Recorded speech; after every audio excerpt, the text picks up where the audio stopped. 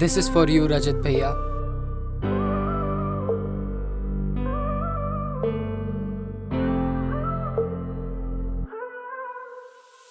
ना काया के माया में, ना कंचन कीर्ति में, मेरा मन साधु जीवन की खूबसूरती में। मोक्ष पहुंचने के लिए मैं कर्म सभी सहूँ, ये पाप मैं संसार छोड़ श्रमण कभी बनूं। मोक्ष पहुंचने के लिए मैं कर्म सभी सहूँ, ये पाप मैं संसार छोड़ श्रमण कभी बनूं।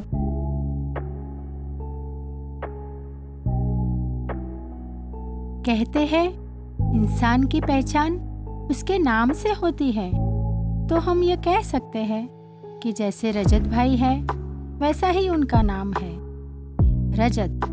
रजत नाम का अर्थ होता है चांदी या फिर साहस। रजत भाई चांदी की तरह शीतल और समता रखने वाले तो है ही, परंतु उनके साहस का तो क्या कहूँ। संसार का ऐशो आराम छोड़कर, मोह माया के बंधन को तोड़कर और स्पेशली मुत्था परिवार जैसे परिवार को छोड़ के जाना कोई कम साहस नहीं है। रूड़ा राजमहल ने त्यागी, पहलो छाल्यो रे जाए वैरागी। रजत भाई जब पैदा हुए थे तब घर में खुशियां ही खुशियां छा गई थी। बचपन से वे बड़े नटखट और शरारती थे, पर सबके लाडले थे और हमेशा रहेंगे।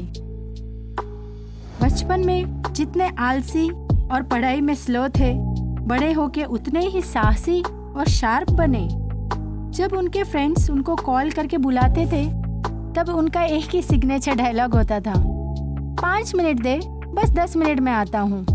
पर जब उन्होंने दीक्षा लेने का विचार किया तब उन्हें विजन क्लियर करने में 5 मिनट भी नहीं लगाए। उनके शरारती नेचर के साथ साथ उनमें मैच्योरिटी, सुपर मैनेजमेंट स्किल्स और सामाजिक व्यवहार संभालने के भी स्किल्स थे। सब भाइयों में उनके आईक्यू को कोई टक्कर नहीं दे सकता था। सब बहनों में भी ये फेवरेट थे। जब रजत भाई फर्दर स्टडीज के लिए पुणे गए तब भी उन्होंने अपना धार्मिक रूटीन कभी नहीं छोड़ा।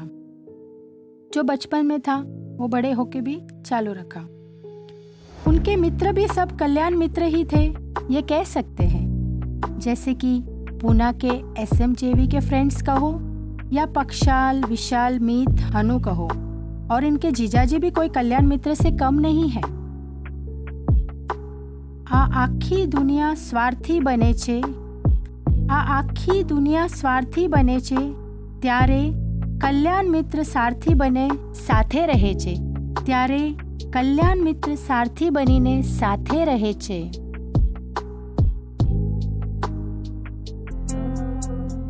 ये दोस्त तेरे लिए मैं सब कर जाना, तेरे लिए मैं दुनिया से लड़ जाना। तुम मेरे साथ तो भूल जाए गम, क्योंकि यारा तेरी यारी को मैंने खुदा माना।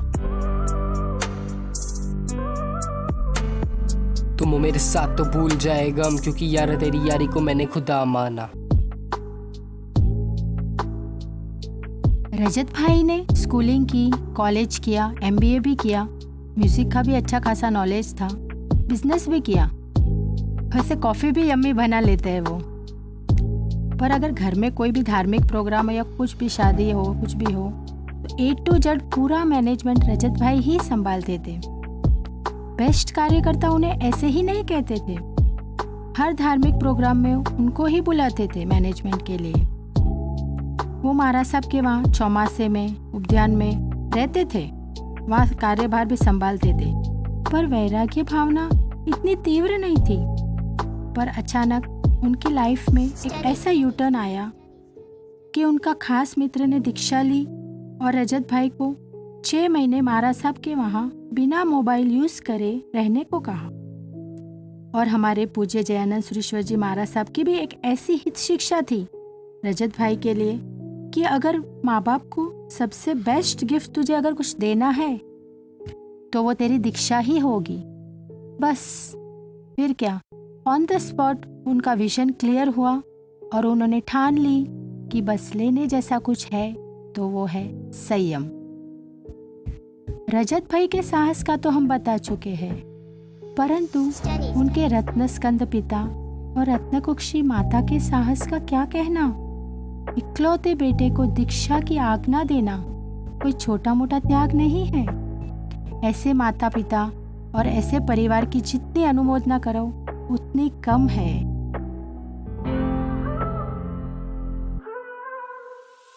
बचपन से हर चीज में दिया सहकार, दी दीक्षा की आज्ञा, किया मुझ पे आभार। मम्मी पापा आपका है बहुत उपकार, आपकी वजह से कर पा रहा हूँ संयम स्वीकार।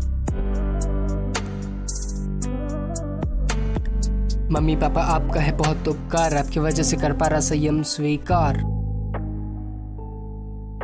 रजत भाई के प्यारी बहन सल्लो ने भी अपने रज्जू को ये नहीं कहा, भैया मेरे राखी के बंधन को निभाना। उसने ये कहा, भैया मेरे संयम के पथ पर जाना, संयम के पथ पर जाना। तो बस हम सब यही शुभ मंगल भावना करते हैं कि रजत भाई का संयम जीवन मंगलमय हो और उनको जो फाइनल डेस्टिनेशन है वो उन्हें प्राप्त हो। अंत में यही कहना चाहूँगी, रजत भाई का निकनेम है रज्जो, रजत भाई का निकनेम है रज्जो और वो लेने जा रहे हैं रज्जो हरण।